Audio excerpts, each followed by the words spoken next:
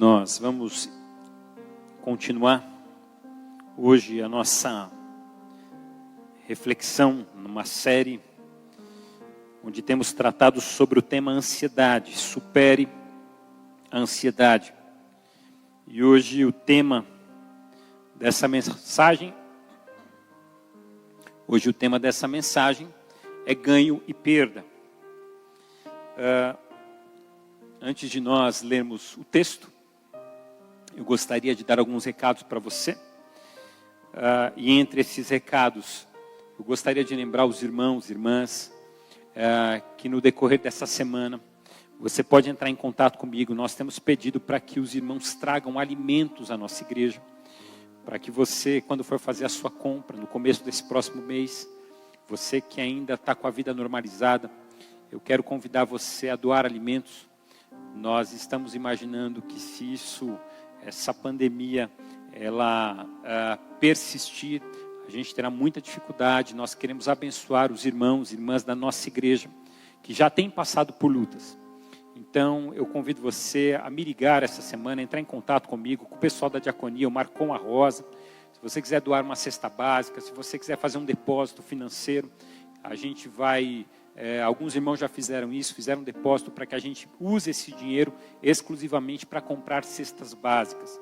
Então, a gente quer desafiar você e quer pedir para que você, por favor, tenha um coração generoso num momento como esse, ok? Então, você pode pedir para que o número da conta, se você desejar que assim seja, a gente passa o número da conta e você faz esse depósito e fala para a gente, esse depósito é justamente para que a igreja compre alimentos para abençoar aqueles que precisam, tá bom? Eu quero convidar você para que juntos a gente venha ler João capítulo 21, dos versos 15 a 19. Então eu convido você nesse momento para abrir a sua Bíblia, no Evangelho de João capítulo 21, dos versos 15 a 19. Eu vou pedir para você, até mesmo para você na sua casa, evitar permanecer com o seu celular se não for para uma leitura bíblica, para que você possa prestar atenção em tudo que será dito. Porque a gente vai falar sobre a palavra de Deus, e a palavra de Deus é vida para os nossos corações. E a gente precisa dessa vida, para que a nossa esperança e a nossa fé sejam alimentadas em momentos como esse. João, capítulo 21, dos versos 15 a 19, diz assim. Depois de comerem, Jesus perguntou a Simão Pedro: Simão, filho de João, você me ama mais do que estes? Disse ele: sim, Senhor, tu sabes que te amo. E disse Jesus: cuide dos meus cordeiros. Novamente Jesus disse: Simão, filho de João, você me ama? E ele respondeu: sim, Senhor, tu sabes que te amo. Disse Jesus: pastoreie as minhas ovelhas. Pela terceira vez ele lhe disse: Simão, filho de João, você me ama? Pedro ficou magoado por Jesus lhe ter perguntado pela terceira vez: você me ama? E lhe disse: Senhor, tu sabes todas as coisas e sabes que te amo. Disse-lhe Jesus: cuide das minhas ovelhas. Digo a verdade, quando você era mais jovem, vestia-se e ia para onde queria. Mas quando for velho, estenderá as mãos e outra pessoa o vestirá e o levará para onde você não deseja ir. Jesus disse isso para indicar o tipo de morte com a qual Pedro iria glorificar a Deus. E então lhe disse: siga-me, siga-me. Em uma das mensagens que a gente trabalhou no Homens com Propósitos, nós utilizamos essa introdução. E eu achei ela muito interessante, que é sobre aquela brincadeira que todos nós, quando crianças, já fizemos. Que é a brincadeira do bem me quer, mal me quer. Aquela onde você pegava uma florzinha, tirava uma pétala, e você ficava ali imaginando se determinada pessoa bem queria você ou mal queria você. É uma brincadeira comum. Essa brincadeira nasceu na França, como uma tentativa de canalizar a ansiedade. Serve para distrair a pessoa ou as pessoas da sua angústia de ser ou não ser amada. Será que eu sou amada por outra pessoa? Será que eu não sou amada? Esse é um dos maiores dramas da vida, se nós somos amados por quem nós amamos. A brincadeira nos apresenta duas opções: bem me quer ou mal me quer. Mas é interessante porque a outra opção, que seria também interessante, não me quer, não existe. Porque a gente trabalha só com essas duas ideias, do bem me quer e do mal me quer. Mas a gente deixa de fora a opção do não me quer, porque a gente não quer nunca trabalhar com a opção de que ninguém se importa conosco, ou de que alguém não se importa conosco, alguém que a gente ama. Bem me quer e mal me quer estão muito próximos, porque o ódio e o amor são próximos. E o contrário do amor não é o ódio. Ao contrário do que muita gente pensa, o contrário do amor não é o ódio. O contrário do amor é a indiferença. Porque você já deve ter ouvido pessoas mais velhas que você dizerem em algum momento: quem desdenha, quer comprar. Você já ouviu essa fala? Quem desdenha, quer comprar. Ou seja, quem está desfazendo porque deseja. Porque se não desejasse, nem ligava. Ou seja, o contrário do amor não é o ódio, mas é a indiferença. O pior do que ser odiado é aquela sensação de que a gente não existe para outra pessoa. A menina que falava mal do menino, no fundo, ela está encantada com ele. Ela deseja o menino. A criança que se revolta com o pai e com a mãe, o que ela fala? Ela fala assim: eu te odeio. Mas a criança odeia o pai e a mãe? Não, é um desejo, é um sentimento de insatisfação. Então fica claro que o amor, o contrário dele é essa indiferença, porque a gente se incomoda não por ser odiado, a gente se incomoda por não ser mais lembrado, por ser extinto da vida de alguém. Bem me quer e mal me quer significa: eu prefiro pensar que me ama ou me odeia, mas eu não quero pensar que simplesmente não liga para mim. Esse é o grande drama da vida. Essa dúvida sobre se nós somos amados ou não por aqueles a quem amamos. É importante traçar esse pano de fundo para falar sobre perda. Porque desde a infância, a gente tem que lidar com as perdas. Um dia, você aprendeu, por exemplo, que o mundo não era só seu. Quem tem filho pequeno aqui, ou já teve filho pequeno e hoje já são grandes, você sabe do que eu estou falando. Porque nós, quando crianças, nós achamos que nós somos o centro do mundo e que o mundo gira em torno de nós mesmos. Ainda cedo a gente aprende que a nossa existência não é a única, que nossos desejos não são os únicos e que nem sempre nossas vontades serão satisfeitas. É cedo na vida que a gente descobre isso. Então é comum que uma criança visualize a vida a partir da sua particularidade e da sua individualidade.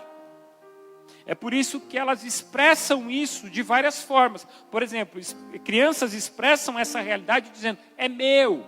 Elas pegam as coisas na mão da outra criança e dizem: é meu, está em torno de mim isso aqui. Quando a criança vê alguma coisa, ela fala assim: eu quero, porque está em torno de mim. Ou ela vai dizer: me dá. A criança, tudo gira em torno dela. Eu me lembro quando meu filho mais velho, ele era pequenininho, e ele queria alguma coisa, ele tirava assim e falava assim: é meu. Aí eu tirava da mão dele e falava assim: é nosso. Aí ele tirava da minha mão e falava assim: é nosso. Eu falava: então, é nosso. Então devolve. Devolve que é nosso. Porque para que ele pudesse entender que as coisas não estão em função dele. E o que os pais fazem diante disso? Eles trazem a consciência de que nem tudo é da criança. E que seus desejos não são as únicas coisas que existem. Isso acontece de uma maneira muito intensa e muito forte quando nasce o irmão. Você tem um filho, a hora que nasce o irmão, muitos pais ficam ali tentando contornar para eles se gostarem. Por quê? Porque o irmão é inimigo. É o outro que chega para roubar seu espaço. É o outro que chega para dividir o brinquedo e que faz com que a criança entenda que ela não é o centro da vida. Mas também, um dia a gente aprende a importância do outro. Que eu não sou o único e que o outro é fundamental para a minha existência e para a minha sobrevivência. Porque todos nós contamos com o outro para chegar aonde chegamos. Ninguém vence sozinho. A presença dos pais, do vô, da avó, dos tios, são fundamentais para que a criança descubra a presença do outro. Então se percebe que o outro é fundamental, o outro me alimenta, o outro me pega no colo, o outro me joga para o alto, e aí nós passamos a amar o outro. E aí a criança ama o vô, ama a avó, ama quem está à sua volta, e percebe que o outro é importante e que ela não é o centro do mundo. Mas nesse momento que a gente passa a amar o outro, a gente começa a perceber uma coisa interessante. Olhares de desaprovação. É nessa hora que o pai olha para o filho e fala, não, você não pode. A criança tenta mexer em tudo e ela começa a descobrir que ela não pode mexer em tudo. E aí ela começa a sentir que não tem apenas a existência do outro, mas cria-se no coração da criança um desejo de agradar o outro. E aí um dia, a gente percebe, passa a achar que nós precisamos agradar o outro. E da mesma forma que percebemos os olhares, as broncas e negativas, nós passamos a temer o fato de não sermos aprovados e não sermos amados pelo outro. E cedo a gente percebe que há qualidades que aparentemente fazem com que as pessoas nos aprovem ou nos reprovem. E aí pelo desejo da gente ser aceito, a gente passa a vestir roupas que não combinam conosco. A gente passa a tentar viver alguma coisa que não é a nossa vida em função do outro. O jovem faz uma tatuagem porque ela gosta. Pensou? O garoto tenta impressioná-la, vivendo uma vida que não é dele. A garota tenta impressionar, vivendo uma vida que não é dele. Uma pessoa tenta impressionar a outra, tentando ser aceita, vivendo uma vida que não é dela. E às vezes a gente se descaracteriza com o desejo de agradar o outro. É igual a entrevista de emprego. E você que nunca usou um terno na vida, de repente põe um terno para fazer uma entrevista de emprego. E você que tem vários defeitos e sabe todos eles quais são, ao ser perguntado qual é seu maior defeito, você diz é ser perfeccionista. Não é? Entrevista de emprego é assim. A gente tenta mostrar o que a gente não é. Porque a gente quer ser aceito. A gente quer que as pessoas gostem da gente. E um dia, a gente aprende que alguns objetos podem nos ajudar. Porque a gente passa a achar que objetos podem melhorar a nossa aceitação. Se eu tiver determinadas coisas, poderei ser aceito. A criança que recebe um elogio pelas coisas que tem, ela começa a entender na vida que as coisas que ela tem são importantes nesse processo de ser bem recebido onde está. Então cedo a gente aprende que para sermos aceitos, nós precisamos estar cercados dos melhores objetos e dos objetos ideais. Então eu vou agradar mais a menina se eu tiver um carro legal. Eu vou impressionar mais os meus amigos se eu tiver uma bola legal. Eu vou ser aceito se eu tiver dinheiro para levar num bom restaurante. Eu vou postar as minhas fotos de viagens internacionais no Facebook e deixar todo mundo com água na boca. Porque no fundo eu quero ser aceito e eu quero ser elogiado. Eu quero aqueles comentários, você é o cara, você está podendo. Você é excelente naquilo que você faz. A gente se alimenta dessas coisas. Eu me alimento, você se alimenta. É raro alguém tirar foto da comida que fez em casa. A gente não gosta de tirar foto do prato que a gente fez em casa. A gente gosta de tirar foto do prato que a gente comeu fora. Por quê? Para mostrar onde a gente foi. Isso é natural do ser humano. Então é nesse momento que a gente corre o risco de apoiar a nossa vida em um objeto ideal e achar que sem ele nós não seremos mais bem aceitos. E é nessa hora que a gente não quer perder o objeto. É nessa hora que a gente não quer perder a casa bonita. Porque se a gente não tiver aquela casa, será que a gente vai ser bem aceito? Se eu não tiver aquele carro, será que eu serei bem aceito? Se eu não tiver aquele emprego? E nós começamos a desfazer da nossa própria vida. E a lutar com unhas e dentes por questões que às vezes não fazem nenhum sentido e não acrescentam nada. Por que eu estou dizendo tudo isso? Porque quando a gente olha para a vida de Pedro, a gente olha para Pedro como um homem que tem medo de perdas. Pedro é um homem que tem medo de perder. Assim como eu e você. Pedro, ele tinha uma ansiedade, e a sua ansiedade era forte. Pedro era um homem ansioso, e a sua ansiedade o levava a tomar decisões precipitadas, a falar aquilo que ele não deveria falar. Talvez você conhece gente assim, que é precipitado no falar e fala o que não deve, e age quando não deve agir, é tempestuoso e acaba fazendo como não deve fazer. Talvez você conheça gente assim, talvez você seja assim. E quando a gente olha para a vida de Pedro, a gente vê um homem ansioso que tinha medo de perdas. Pedro, ele tinha uma ansiedade tão grande, você vai ver em vários textos da palavra, Pedro tomando a frente, Pedro indo para o embate. E você vai ver que Pedro, ele tinha tanta ansiedade e medo de perder, que ele acabava perdendo. Por exemplo, Pedro, ele desenvolve, por causa da sua ansiedade e medo de perda, Pedro desenvolve um sentimento de posse. Gente que tem medo de perder, desenvolve sentimento de posse. É meu, eu não posso tirar das minhas mãos, eu não posso tirar dos meus olhos. Pedro tinha tanto medo de perder, que mantinha em seu coração uma sensação de posse. Apesar de declarar que Jesus era o Cristo, ele se comportava como se Jesus fosse sua posse.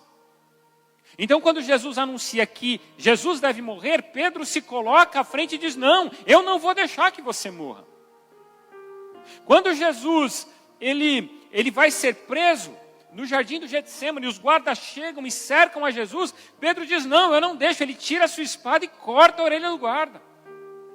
Por quê? Porque esse homem é meu, Jesus é meu, eu não vou deixar ninguém levá-lo. Isso é sentimento de posse. Essa é aquela sensação de que é meu e ninguém tira de mim isso aqui. Isso fica claro. O sentimento de posse gera ciúmes. O sentimento de posse gera uma incoerência entre a vida de fé e a realidade.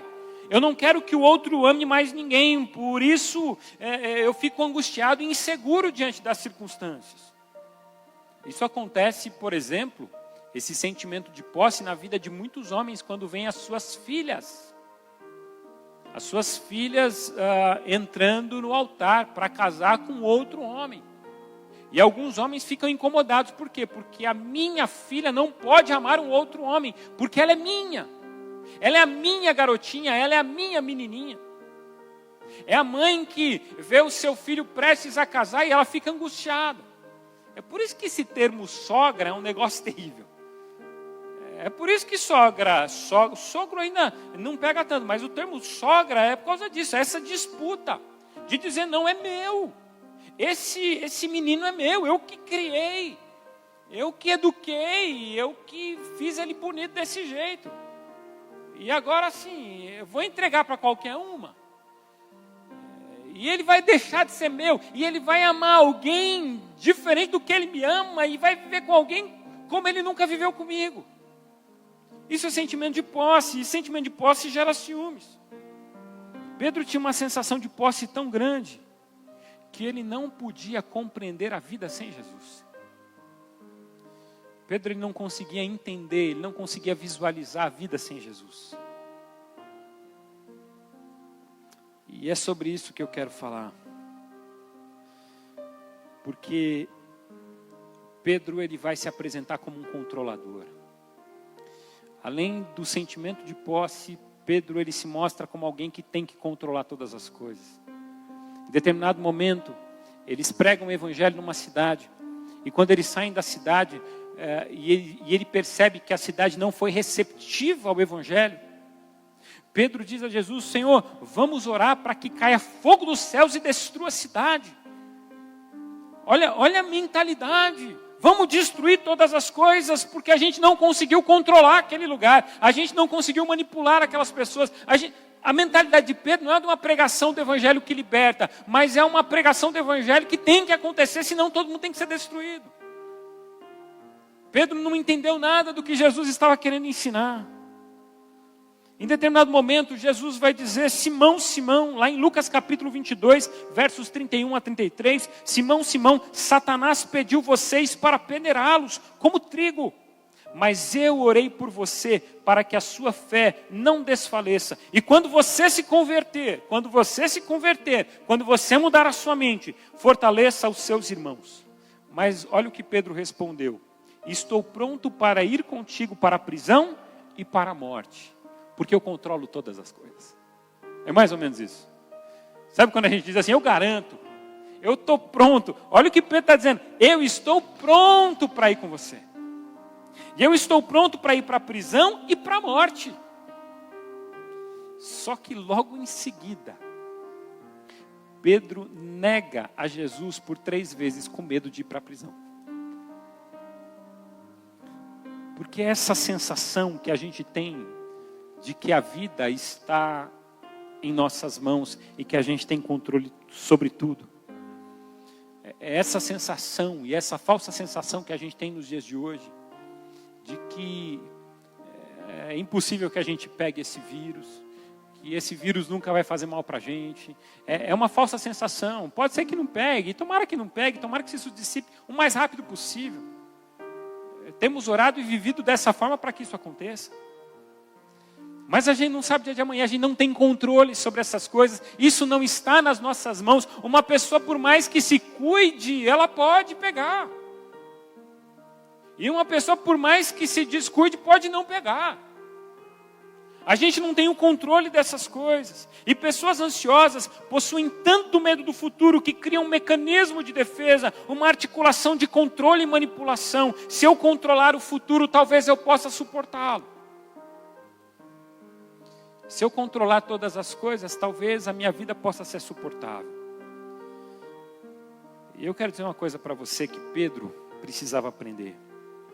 A morte de Jesus mostra que Pedro não é quem achava que era. A sua ansiedade e medo de perda não o impediram de perder. Pedro descobriu que ele não tinha controle sobre nada. Sabe aquele medo que você tem de perder alguém? Isso não muda nada na realidade. Às vezes tem tanta gente com medo de perder filho, isso não muda nada.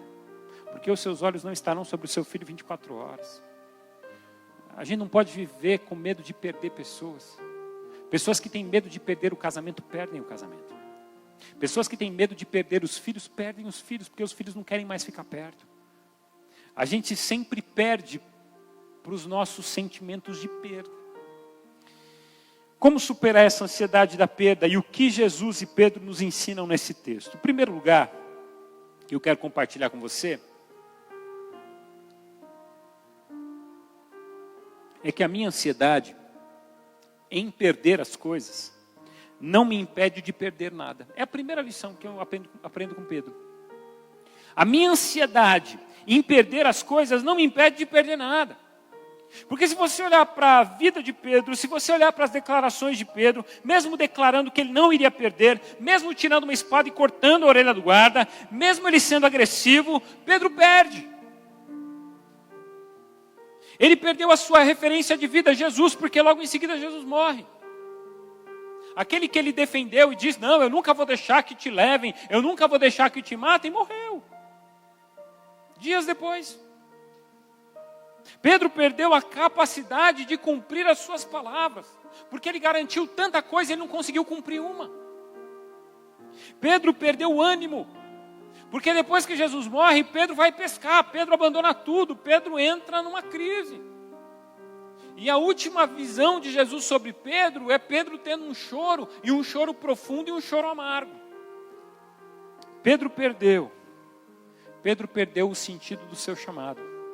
Porque a Bíblia diz que depois de tudo isso, Pedro, que tinha aberto mão de toda a sua vida para pregar o evangelho para homens, ele voltou a pescar peixes.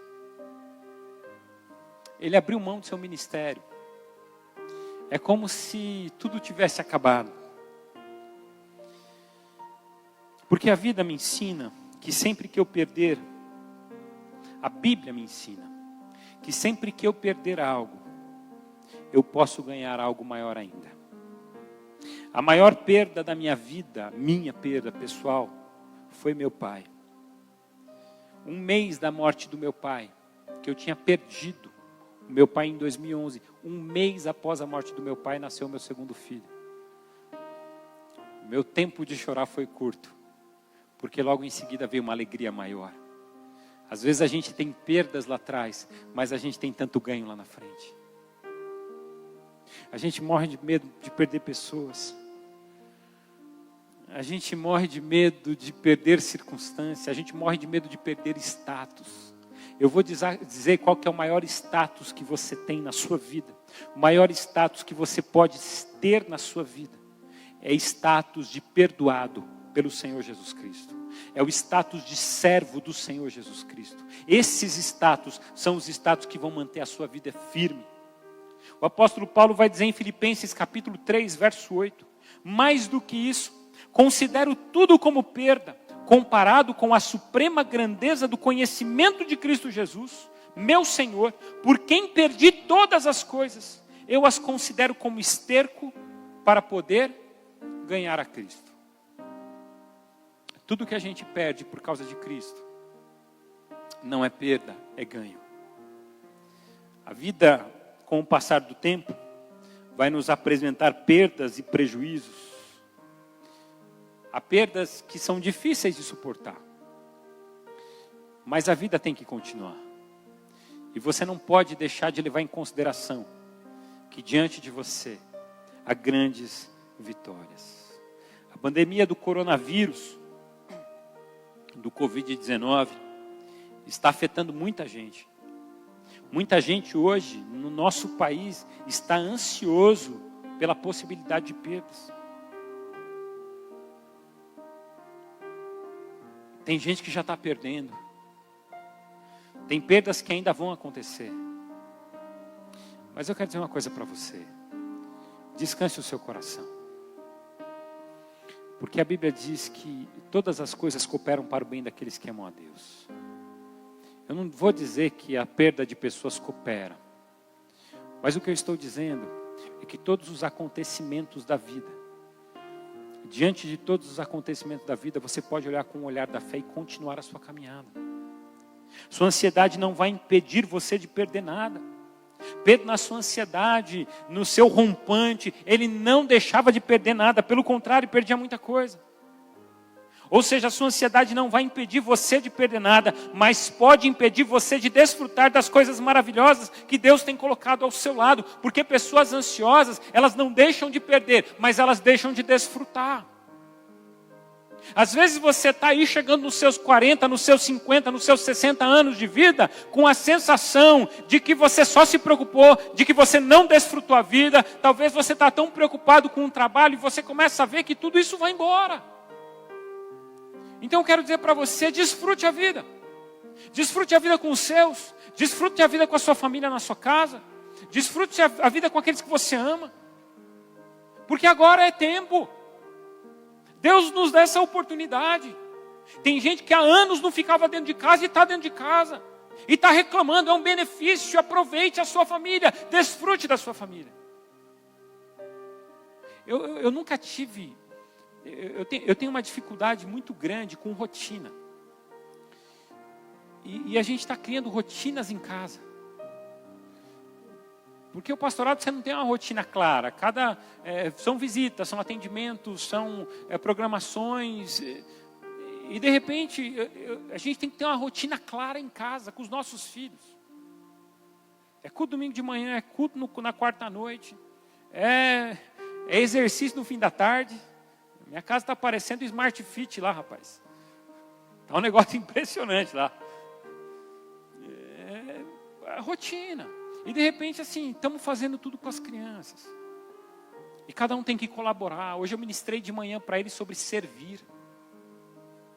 Quando diz no Salmo capítulo 100, verso 2, servi ao Senhor com alegria, apresentai-vos a Ele com cânticos. Tudo que a gente tem que fazer, a gente tem que fazer como para o Senhor e com alegria.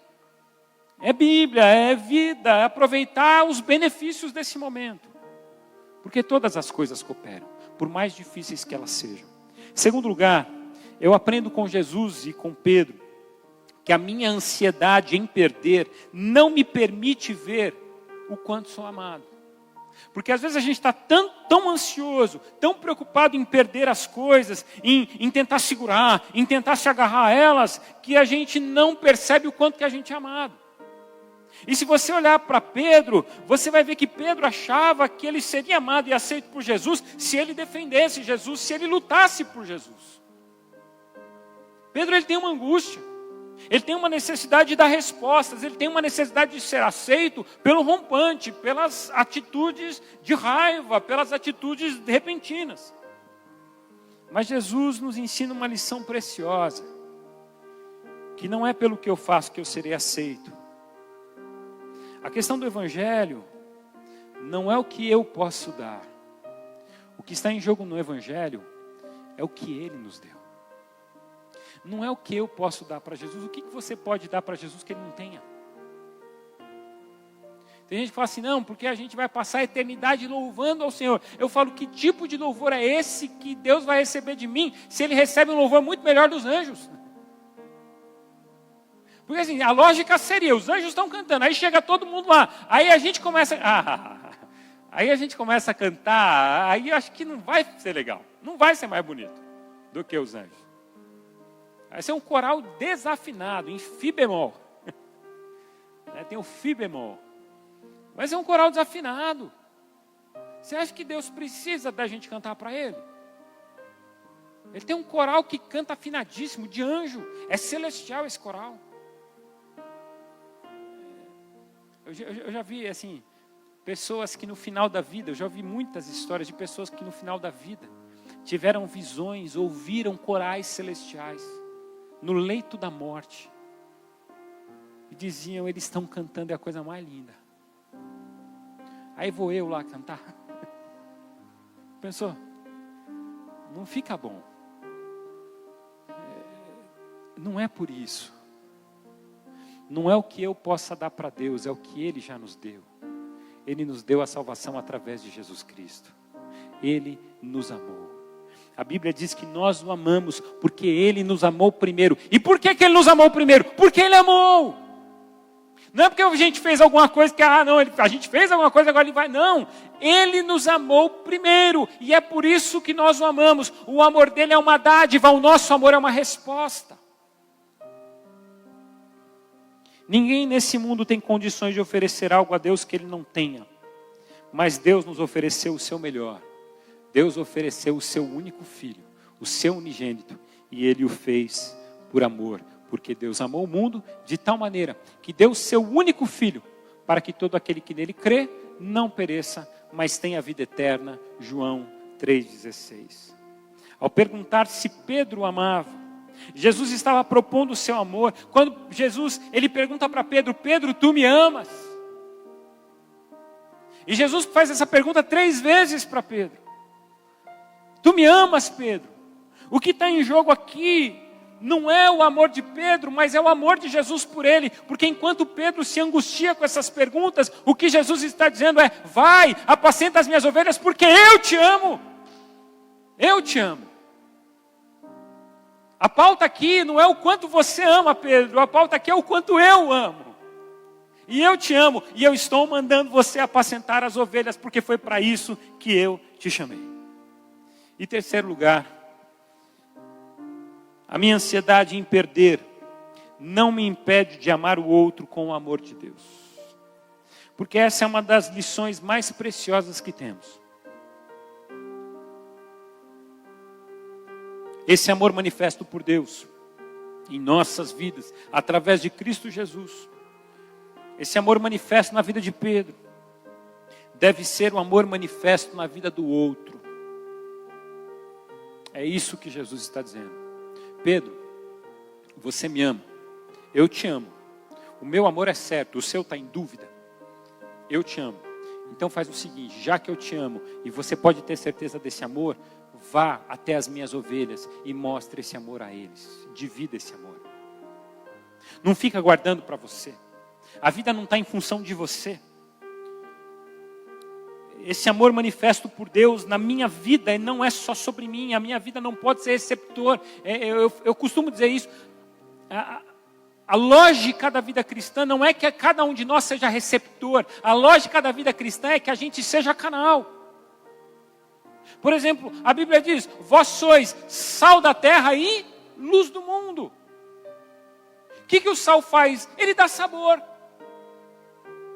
O que a luz faz? Ela ilumina.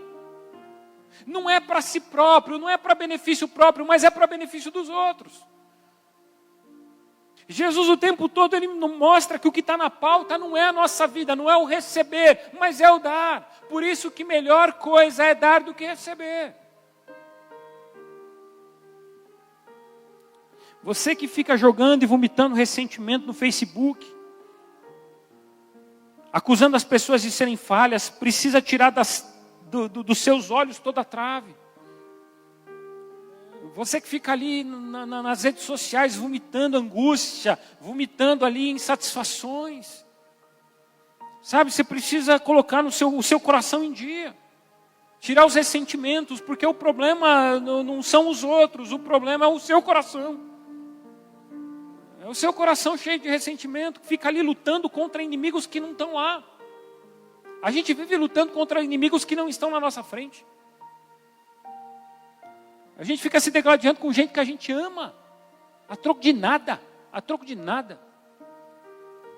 Eu quero dizer para você, em nome de Jesus, você que julga o outro, você que ofende por não pensar igual a você, você precisa entender que as pessoas podem ter uma visão oposta da sua, porque elas têm outras preocupações, elas têm outras experiências, e isso não diminui elas. Sabe, se as pessoas não entendem a verdade do Evangelho como você entende, não adianta desqualificá-las. Porque ninguém ganha nada desqualificando o outro. A Bíblia diz: ame ao seu próximo, e ponto. Eu vou entender e eu vou conseguir lidar com a minha ansiedade quando eu entender que amar o outro com o amor de Deus é o meu propósito.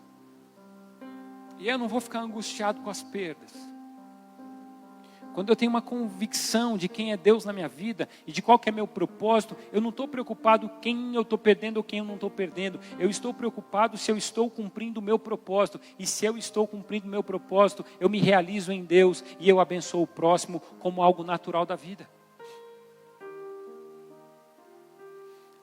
A minha angústia nesse momento de crise é justamente essa, é das pessoas que não vão ter o pão sobre a mesa.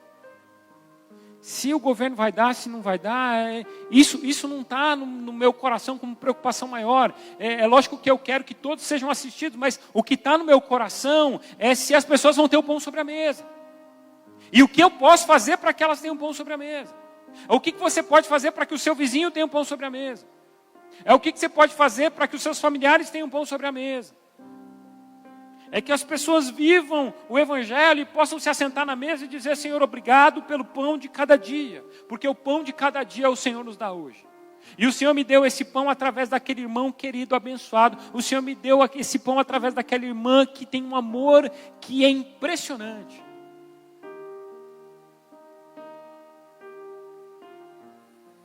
A gente perde muito tempo. A gente perde muito tempo ofendendo os outros.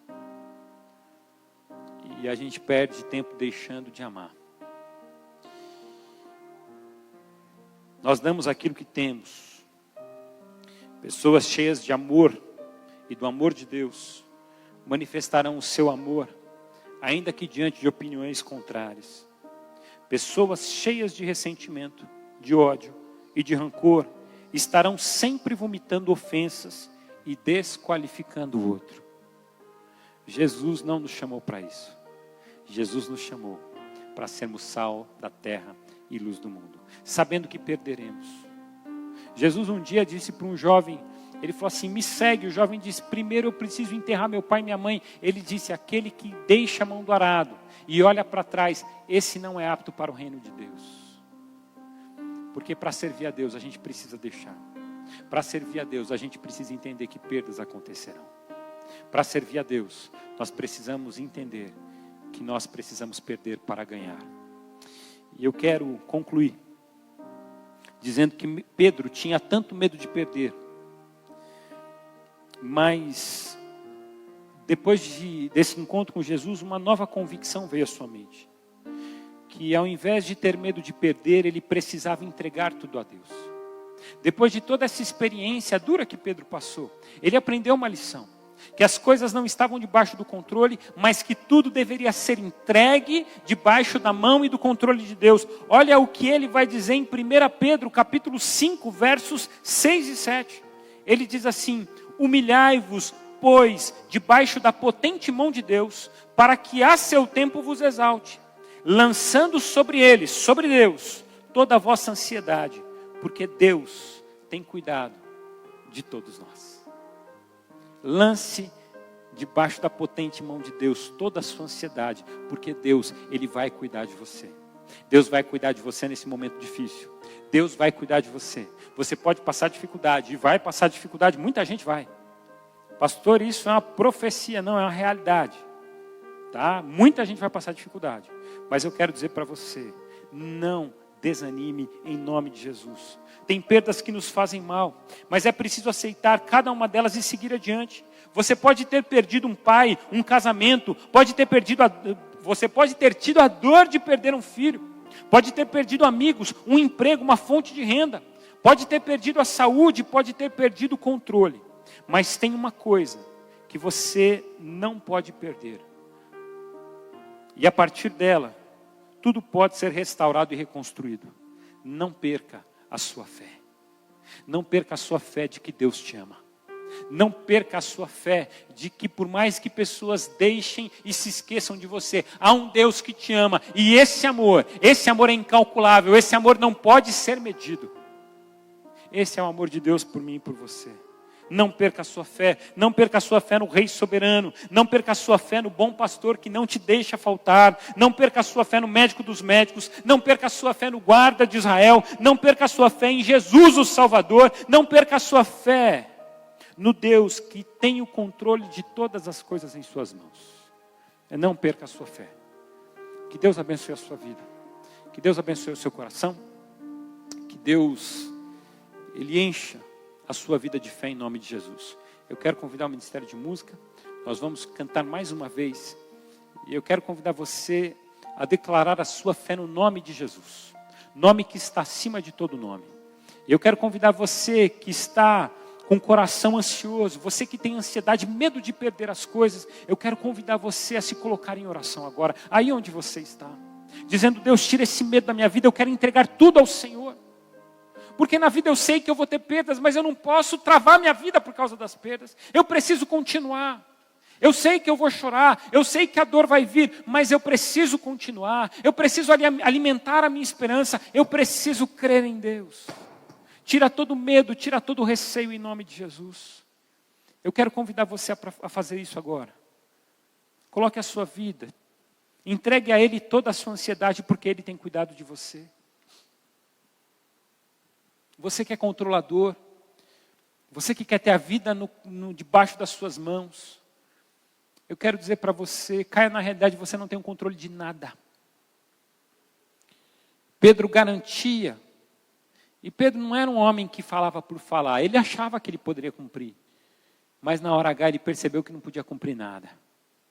Eu quero dizer para você, que você não precisa garantir nada, a sua garantia é Cristo Jesus, o seu Salvador. Entregue tudo a Ele. Coloque no altar dele toda a sua ansiedade. Diga: Pai, eu tenho medo de perder. Talvez tenha gente que esteja dizendo: eu morro de medo de perder meus pais. Não há vida sem meus pais. Tem gente que está dizendo: eu morro de medo de perder meus filhos. Não há vida sem meus filhos. Eu quero dizer que Pedro tinha medo de perder Jesus. E quando Jesus morreu, Pedro desanimou porque ele perdeu o chão.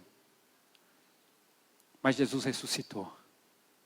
E ninguém perde a Jesus. Nenhum de nós vai perder Jesus, porque Ele está vivo.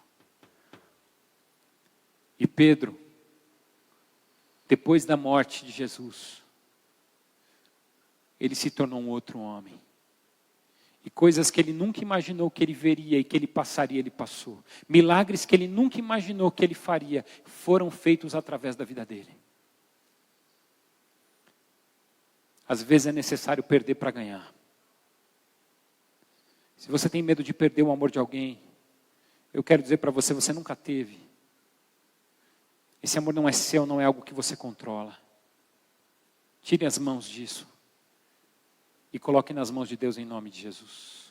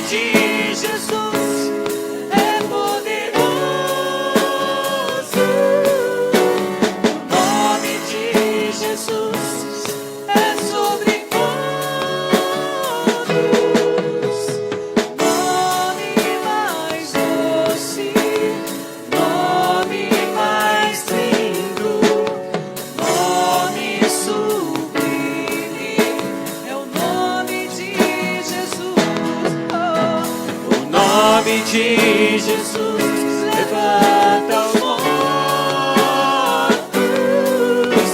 O nome de Jesus, sara os feridos.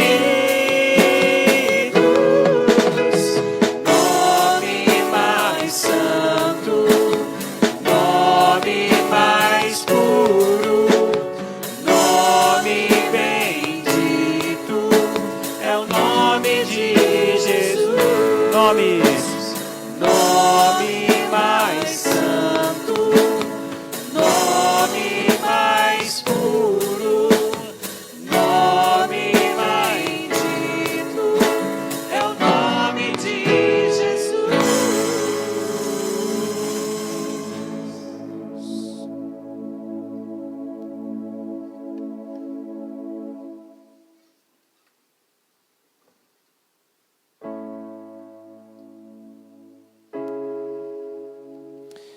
Confie nesse nome. Se cuide. Cuide da sua família. Ame os seus. Mas entregue todos ao Senhor. Descanse nele. Que nesses dias que você estiver na sua casa, você possa desfrutar da fé. Eu queria fazer um desafio que nós fizemos no começo de toda essa notícia ruim que nós tivemos. Nós ficamos sabendo dessa pandemia, nós nos comprometemos a orar. Eu quero convidar você, de acordo com a sua possibilidade, a se colocar em oração. A se colocar em oração ou às 12 horas ou às 6 horas da tarde. Se você tiver essa possibilidade, dependendo de onde você estiver, às 6 horas da tarde ou às 12 horas, eu quero convidar você para um momento de oração, um momento dessa igreja, um momento de colocar a nossa cidade no altar do Senhor, de colocar os nossos queridos no altar do Senhor, de colocar a nossa nação no altar do Senhor, de colocar os nossos governantes no altar do Senhor. Eu quero convidar você para esse momento de oração. A igreja faz uma diferença. A igreja faz diferença nesse mundo. A igreja abençoa, a igreja abre as portas, a igreja ajuda, a igreja assiste as pessoas. Mas a igreja junta, ela abençoa, ela se reúne para aquilo que é mais impressionante na história, para experimentar o poder da oração. E eu convido você para que juntos experimentemos o poder da oração todos os dias, ou às 12 horas, ou às 6 horas da tarde. Nós vamos encerrar com uma oração. E eu convido você para que você, na sua casa, se você puder ficar de joelhos, faça isso agora em nome de Jesus.